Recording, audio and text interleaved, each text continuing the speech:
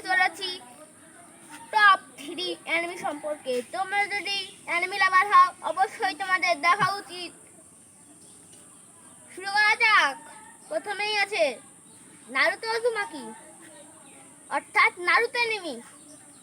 Naruto অ্যানিমেতে দেখানো হয়েছে একটি বাচ্চা যার বাবা ছিল ফোর্থ হকাগে। তার বাবার নাম ছিল মিনাতো, তার মার নাম ছিল কুশিনা। তার নাইনটেলসের আক্রমণে গ্রামকে এবং নারুতোকে রক্ষা করে নিজেদের জীবন উৎসর্গ করে, একে বলে স্যাক্রিফাইস। এবার নাম্বার 2 আছে আমাদের ডেথ নোট। ডেথ নোট হচ্ছে খুবই সুন্দর একটা অ্যানিমে, একটা বই যার সাথে থাকে একটা সিনেগামি। এটা আমরা নারুতো অ্যানিমেতেও দেখেছি, রিপার ডেড সিল। এবার ডেথ নোটে ফিরে যাক। ডেথ নোট হচ্ছে এমন একটা বই যেখানে যার নাম লেখা হবে সে মারা যাবে। এবার নাম্বার 3 আছে জুজুৎসু কাইসেন।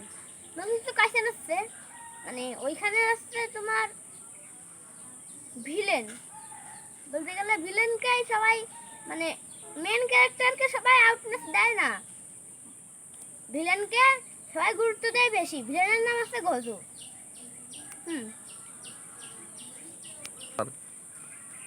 গোজো সুকুনার সাথে খুবই বাজেভাবে মারামারি করেছিল।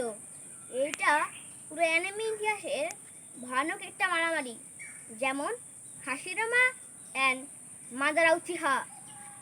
এবার এই গোজো সুকুনোকে এমন করে মেরেছিল, শেষে গিয়ে সুকুনো তার আলটিমেট পাওয়ার ইউজ করেছিল। গোজোও তার আলটিমেট ব্লু আইস ইউজ করেছিল। এবার তাকে একটা ডাইমেনশনে নিয়ে গিয়ে ইচ্ছা মতন জুলাই করেছিল। এইটাই হলো, আমি একটু বিস্তারিত বললাম, এইটাই হলো গোজো, অর্থাৎ জুজুৎসু কাইসেনের মানে গোজোর একটা স্টোরি, লাইফ স্টোরি। এই পর্যন্তই আমাদের ভিডিওটা ছিল। অবশ্যই তোমরা লাইক সাবস্ক্রাইব করবা। লাইক এখানে 1000 লাইক হলে আমরা পরবর্তীতে বড়তো অ্যানিমে 10 টপ 10, ঠিক আছে, টপ 10 নিনজা, পাওয়ারফুল নিনজা সম্পর্কে আলোচনা করব। Bye bye.